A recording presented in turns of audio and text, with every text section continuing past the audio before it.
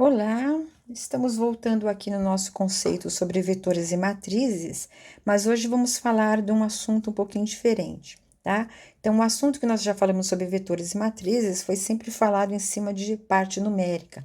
Então, os nossos vetores e matrizes eram int, eram float, né? E hoje nós vamos falar de vetores e matrizes que são para armazenar caracteres. Ele foi deixado isso aqui à parte, porque a parte que a gente manuseia caracteres tem uma característica diferente um pouquinho do que se fosse numérica. Bom? Então, eu fiz um vídeo aqui separado para a gente poder trabalhar. Esses vetores, então, uma matriz de caracteres, né, são considerados com o nome de string. Então, em outras linguagens, por exemplo, em Java, em C++, em C Sharp, né, a gente tem o conceito de string, que é um conjunto de caracteres. É um texto que a gente tem, tá bom? Na linguagem C, a gente não usa o nome de string, a gente usa o nome de vetor de caracteres, mas a gente tem a possibilidade de falar em termos de um string. Então, string é um conjunto de caracteres que pode ser o nome de uma pessoa, um endereço, qualquer coisa que você tenha, qualquer texto, tá? Então, como eu faço para armazenar esses caracteres? Então, num vetor de caracteres, né, eu vou ter que ter um vetor tipo char, né? Então, lembrando que a gente coloca sempre o tipo do que a gente está armazenando. Então, se eu colocar que esse vetorzinho é char, vai ser para armazenar caracteres. Então, se vocês lembrarem como é que era a nossa variávelzinha tipo char, uma variável simples, eu só tinha o espaço de 1 byte, portanto, só poderia armazenar um caractere. Tá bom?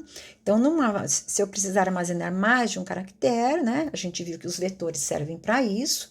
Eu posso criar, então, um vetor tipo char e estar armazenando vários caracteres. Tá bom? Então, cada um desses caracteres vai ocupar 1 byte de memória e vão ser armazenados em sequência. Tá? Então, se um char ocupa 1 byte, um vetor de caracteres pode ter um espaço, né, para n caracteres. Então, cada bytezinho vai ter um caractere armazenado lá dentro. Tá bom? No final desse conjunto de caracteres, ele termina por um caractere chamado nulo, tá? Esse caractere nulo é representado pelo caractere pelo barra invertida 0. Apesar da gente estar vendo aqui 2 caracteres, ele é considerado um caractere só chamado de nulo, né? Mas na hora da gente, se precisar escrever isso aí em termos de programação, eu colocaria esse caractere barra invertida e 0 dentro, né, de aspas simples, né? E esse caractere nulo simboliza o fim do string. Então, ou seja, eu vou poder armazenar caracteres dentro desse vetor, jogar vários caracteres lá dentro. Agora, como é que ele vai saber onde está terminando um determinado texto? Quando ele encontrar, então, este caractere nulo, ele sabe que ali é o fim do texto. Tá bom? A gente viu que no vetor numérico a gente não tinha essa finalização. Nós é que tínhamos que controlar e sabermos quantos números já estão armazenados e assim por diante, tá bom? Num vetor de caracteres, né, tem que ter este número. Cada caractere, então, pode também ser acessado por meio de um índice, ou seja, o meu vetorzinho, né? Nem eu mostrei aqui, ó. Eu criei um vetor chamado nome, tipo char, de 40 posições. Então, ele vai ocupar 40 bytes, tá? Porque todo char é um byte. E ele também vai começar da posição 0, da mesma maneira que a gente fazia vetores numéricos. Ele vai de 0, no caso, até 39. Ou seja, entre 0 e 39, eu vou poder estar armazenando em cada uma dessas posições um caractere. Então, lembrando que caractere podem ser letras maiúsculas e minúsculas, podem ser caracteres especiais, podem ser os dígitos numéricos de 0 a 9, né? Todos os caracteres que a gente tem lá no teclado. Então, cada um, né? Tenho aqui 40 bytes, em cada um eu armazenaria um valor. Lembrando que no último, né? Após o último caractere válido meu de texto, teria que ter esse caractere nulo para simbolizar o final.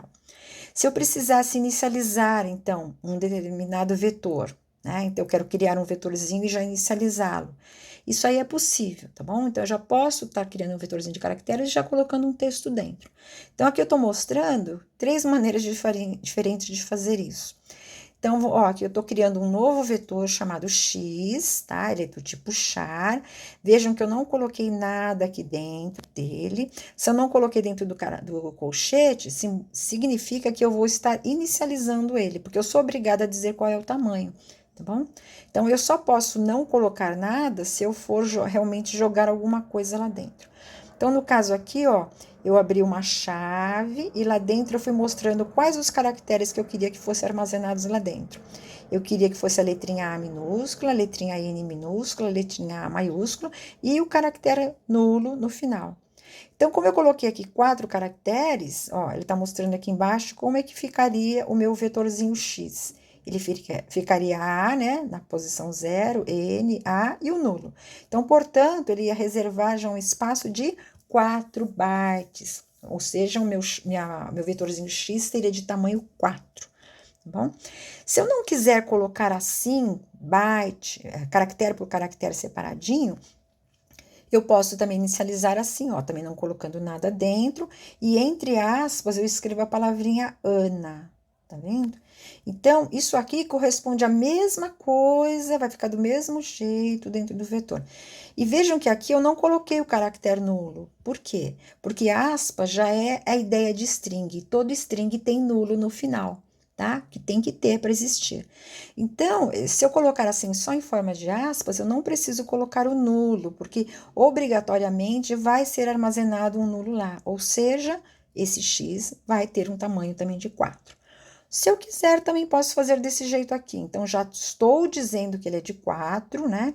Então, se eu quiser colocar um número de posições que vai ter esse vetor, eu tenho que colocar 4, tá bom? Porque eu tenho que pensar que o meu texto tem 3 e lembrar que eu preciso de mais um para o nulo, tá bom?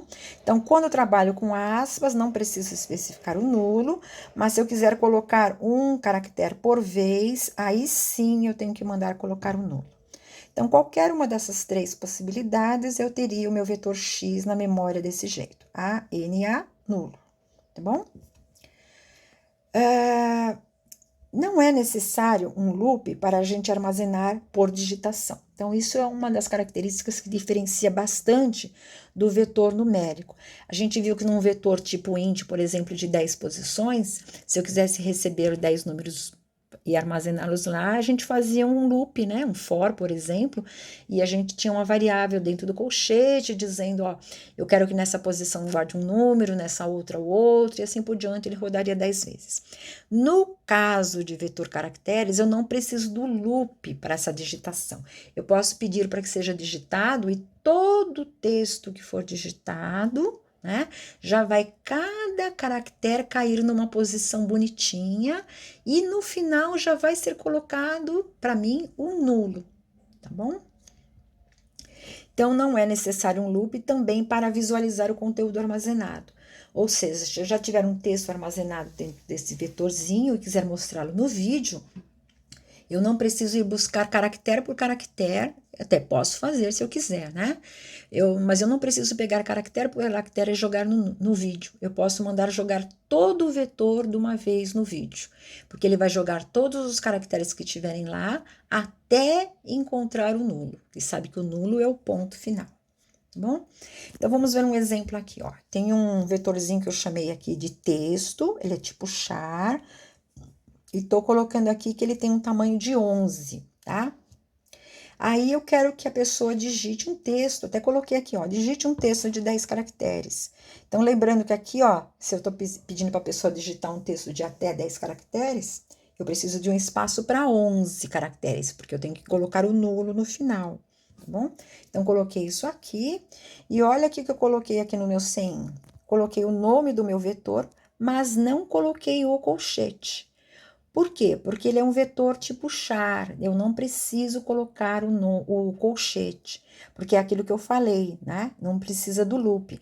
Então, tudo que for digitado vai ser colocado um caractere em cada uma das posições, né? Então, o primeiro caractere vai para a posição 0, o segundo vai para 1, o outro vai para 2, o outro para 3, e assim por diante, até que o usuário deu Enter, né? Para dizer que acabou, né? E aí, na próxima posição, a partir do último caractere digitado, é colocado o nulo, tá bom? Então, ele armazena todos os caracteres digitados, né, no vetorzinho texto. Se eu quisesse, então, como eu comentei, mostrar no vídeo o que está dentro desse vetor, eu colocaria, por exemplo, lá no vídeo lá, conteúdo do meu vetor, né? 2 pontos, coloco o nome do vetor. Então, aqui também eu não precisei colocar o colchete, porque ele é um vetor tipo char. Então, o que esse Cout vai fazer? Ele vai dentro desse vetorzinho texto, vai pegar todos os caracteres que tiverem lá, vai jogando no vídeo. Então, ele tá fazendo loop para mim, tá bom? Ele vai jogando caractere por caractere lá dentro não, desculpa, lá no vídeo. Quando ele encontrar um nulo, aí ele para, tá? Ele sabe que é o fim do texto.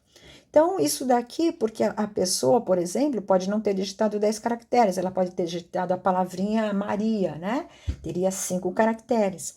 Então, Maria estaria preenchido na posição 0, 1, 2, 3 e 4. E na posição 5 ganharia o nulo. Então, na hora que eu fosse mostrar o texto, ele vai na posição 0, pega o M, pega o A, pega o R, pega o I, pega o A, achou o nulo, ele para, tá bom? Então, é mais simples de trabalhar com vetores de caracteres, tudo bem? O CIN, nós temos um problema aqui, que é o seguinte, quando ele recebe esse texto, se ele tiver um espaço em branco, então, por exemplo, eu fui escrever 2 palavras, então tem um espaço em branco no meio, né?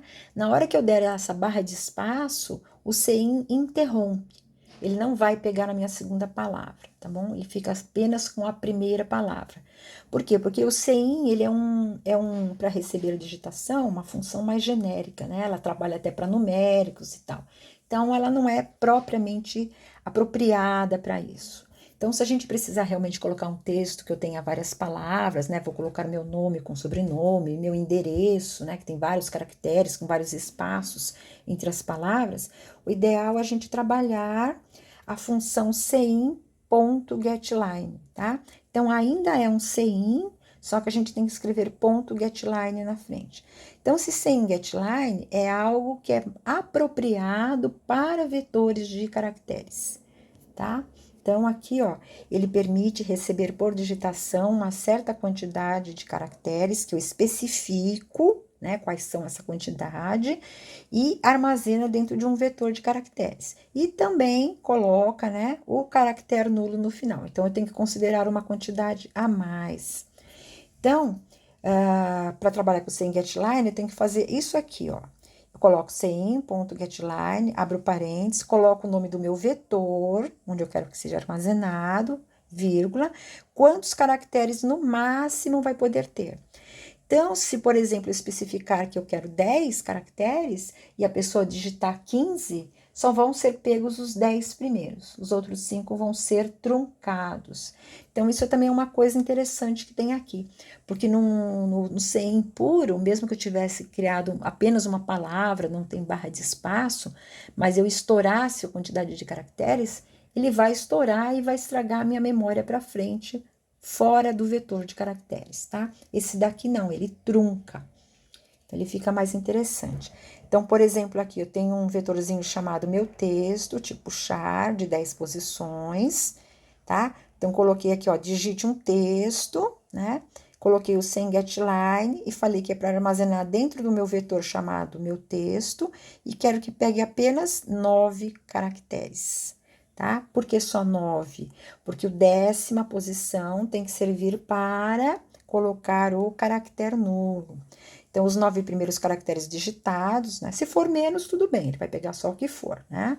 Mas se estourar de 9, ele vai pegar apenas os 9 e na 10ª posição colocaria o nulo.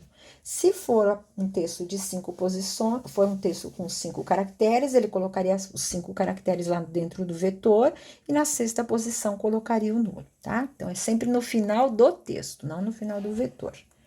Bom?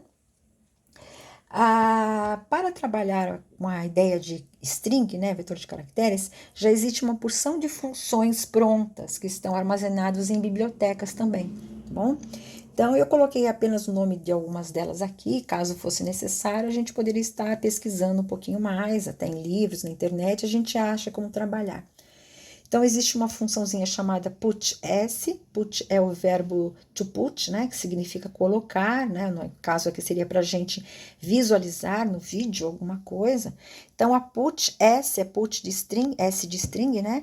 Visualiza um string que esteja dentro de um vetor de caracteres e joga esse texto todo no vídeo. Então, ele também vai, pega todos os caracteres bonitinhos, quando chegar no nulo, ele para. A put_s, ela foi feita realmente só para vetor de caracteres. A gente não dá para usar isso em vetores numéricos, tá bom? E ela também para quando encontrar um nulo, como eu falei, e ela também permite várias palavras tendo espaços no meio. O que ela não faz é o truncar, né? Então, se o meu texto realmente estourar o tamanho que eu deixei para o vetor, ele vai ultrapassar e vai indo embora e pode estragar outras coisas da minha memória que eu tinha. Bom, então o melhor mesmo é usar o outro lá. O getS, então, ele recebe por digitação string e armazena dentro do vetorzinho indicado, tá? Então, a getS, então, é get de obter, né? S de string, então, armazena lá dentro o meu string, bonitinho. Ele também permite várias palavras e coloca o nulo no final também, tá? Eu tenho o chamado strlen. Então, gente, esse put_s, get_s são da biblioteca stdio.h, tá? Então, teria colocar uma biblioteca a mais. A strlen já é de uma biblioteca chamada string.h, tá bom? Essa funçãozinha aqui, ela contabiliza quantos caracteres tem o meu vetor. Então, como a gente pode receber uma quantidade de caracteres, eu não sei quanto é, porque eu não controlo com loop, né? Eu só mando digitar e guardo no vetor, eu posso não saber quantos caracteres tem lá dentro.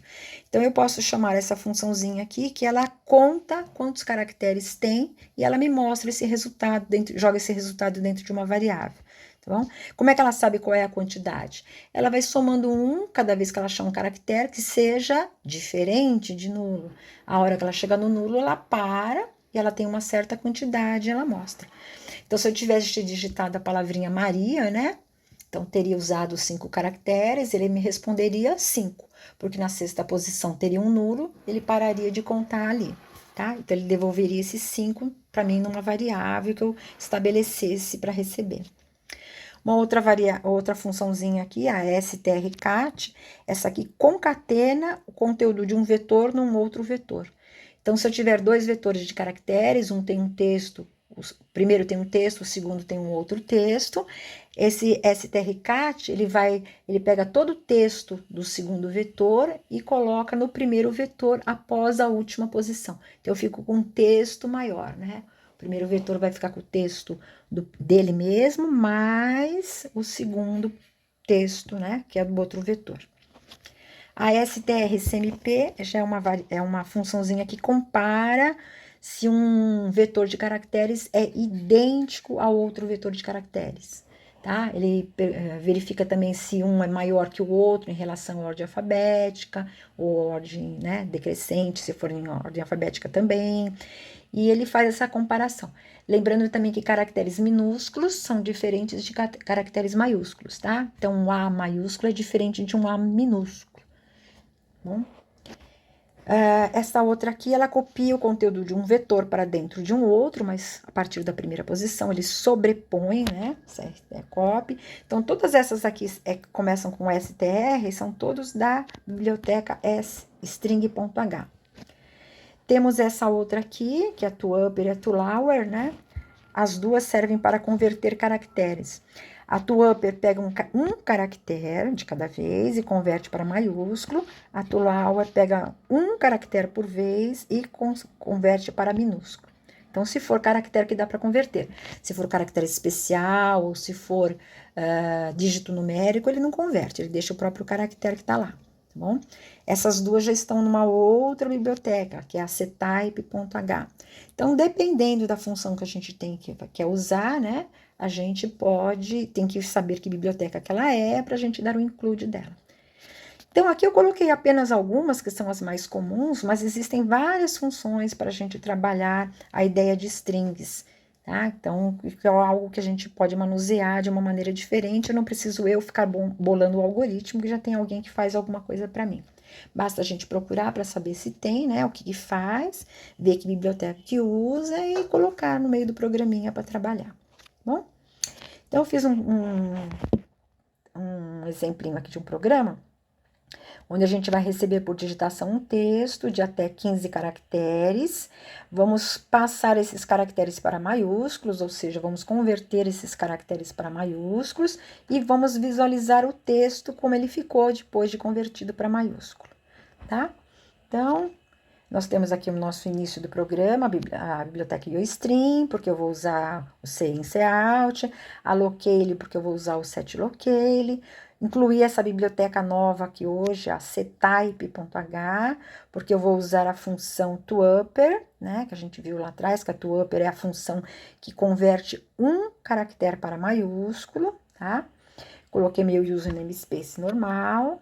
Aqui eu estou criando um vetorzinho tipo char, chamei ele de text, né? Coloquei ele aqui para 16 caracteres, porque aqui está dizendo que eu preciso de um texto de 15. Lembrando que eu preciso um caractere para o nulo, coloquei 16. E criei uma variável i inteira, tá? Comecei meu main com set locale.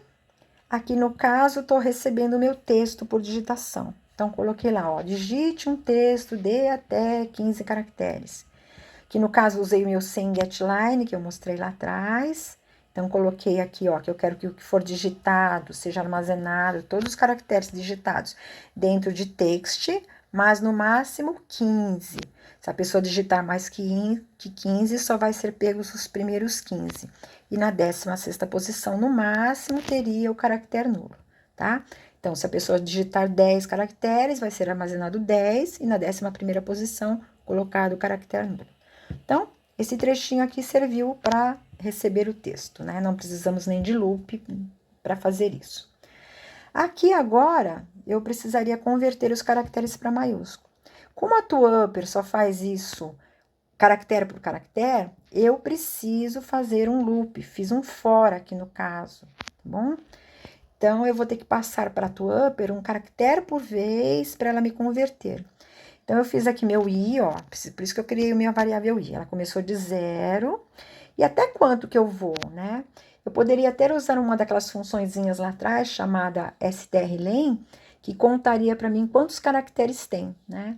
Aí eu receberia essa quantidade numa variável e poderia estar fazendo enquanto i fosse menor ou igual àquela quantidade. Mas eu fiz de uma outra maneira aqui. Como eu sei que o meu último caractere é o nulo, e é lá que eu tenho que parar, a minha condição aqui ficou, ó, enquanto o conteúdo que estiver nesse meu vetorzinho text na posição i for diferente de nulo. Então, diferente é o exclamação igual, tá? Então, sempre ele vai testar essa condição. Ele acha um caractere, verifica, é diferente de nulo? É, isso é verdadeiro. Então, ele vem aqui e faz isso aqui, ó. Tá? Ou seja, eu estou mandando para a toUpper um caractere. Qual caractere? O que está armazenado na posição i dentro do vetorzinho text. Ele vai converter e ele vai me devolver, ele vai me retornar esse caractere convertido. Aí eu coloquei então o sinalzinho de igual e mandei jogar esse caractere convertido aonde? No próprio lugar onde ele estava, na mesma posição que ele estava. Tá? Então, se eu tivesse, por exemplo, na posição 0, acabei de começar, estou na posição 0, então eu ia mandar para ele o que tivesse na posição 0. Então, vamos supor que lá tivesse um A minúsculo, tá bom? Então, ele pegaria esse A minúsculo, mudaria os bytes dele para ele virar um A maiúsculo e armazenaria na própria posição 0 dentro do vetorzinho. Aí eu voltaria para trás, faria um i++, então agora vou estar na posição 1 do vetor. Se o que está nessa posição 1 do vetor for diferente de nulo, aí ele vai tentar converter, jogar para lá. Então, lembrando que se lá tiver, por exemplo, um cifrão, né? Nessa posição está um cifrão. Ele não consegue converter um cifrão. Então, ele devolve o próprio cifrão, fica lá do jeito que estava. Bom, então ele vai ficar fazendo isso aqui até encontrar um nulo. Acabou, eu mostro no vídeo como ficou o meu texto após a conversão. Então, não preciso de loop, né? Coloquei lá texto convertido para maiúsculo e mostrei o nome do meu vetorzinho de caracteres, que é o text, tá? Então, o que tiver lá vai ser colocado tudo no vídeo bonitinho até encontrar um nulo. Aí ele pararia. tá bom? Então, esse aqui é um programinha que mostra como funcionaria, por exemplo, uma conversão para maiúsculo. Se fosse para converter para minúsculo, eu só colocaria aqui a biblioteca Tulauer, biblioteca não, desculpa, a função Tulauer, né? É da mesma biblioteca, e ela estaria convertendo para minúsculo. Bom?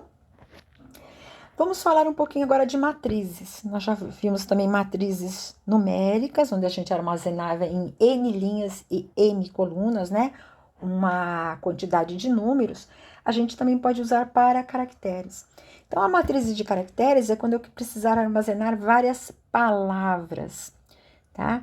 Aqui a ideia é sempre o percurso por linha. A gente não faz o percurso por coluna, não armazena-se palavras por colunas, porque a matriz de caracteres considera sempre linhas, tá? Então fica diferente da ideia que a gente tinha da parte numérica. Então, por exemplo, se eu tiver aqui uma matriz que eu chamei de STR, né?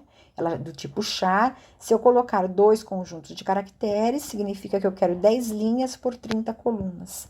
Então, eu poderia ter dentro de uma matriz STR, por exemplo, armazenar alguma coisa assim, ó, nomes de frutas, tá? Então, ó, lembrando que cada letrinha cai numa célula bonitinha, que nem no vetor, e após a última posição, teria o nulo, né? Então, ó, lima, uva, jaca, até a linha 9, melão, tá? Então, ó, as próximas posições não tem nada, tudo bem? Eu coloquei até 29 colunas, 30 colunas, né? Porque a palavra pode ser maior, tal, e assim por diante. Então, matriz também considera linhas e colunas, só que a gente só armazena as coisas em linhas, bom? Então, como é que eu faço acesso a matrizes de strings?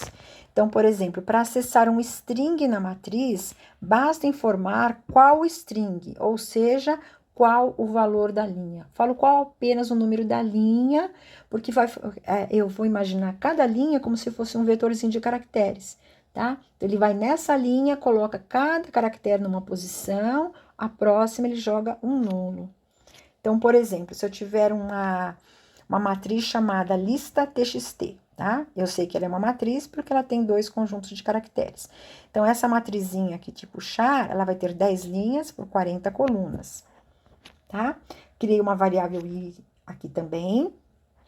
E eu vou querer que a pessoa me digite 10 palavras para armazenar lá dentro dessa minha lista de textos.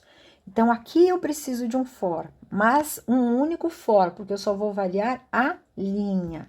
Então, meu i vai de 0 a 9, e aqui dentro eu vou pedir para que seja digitado um texto, por exemplo, né? Aqui no caso eu coloquei até 10 caracteres, mas no caso poderia ser até 39, tá?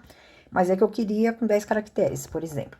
Então, aqui, ó, eu estou mandando armazenar dentro da matriz lista txt, linha i. Então, ó, não preciso colocar a coluna, mas a linha eu tenho que estabelecer. Tudo bem?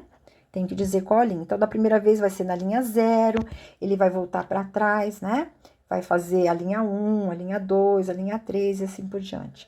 Aqui eu aproveitei, já que eu mostrei o que está dentro de uma determinada linha, né? Eu já armazenei numa determinada linha, vou mostrar no vídeo como está esse texto lá. Então, se eu também precisasse mostrar o conteúdo de um texto que está numa matriz, basta colocar o número da linha, tá? Ou então a mesma ideia, eu coloco exatamente o número da linha ou uma variável que tem esse número da linha, tá? Então, tem que existir um for apenas para variar o número da linha. Porque aqui no conteúdo do texto, ele vai nessa linha, a partir da coluna 0 dessa linha, começa a mostrar os caracteres, quando encontrar um nulo, ele para, tá bom? Então, ele ficaria funcionando aqui dentro. Então, essa é uma característica diferente das matrizes de caracteres para as matrizes numéricas. Inicialização de matrizes. Eu posso criar uma matriz e já colocar texto dentro dela, né? Que a gente viu lá atrás nos vetores de caracteres. Então, por exemplo, eu poderia estar criando aqui uma lista de meses, tá?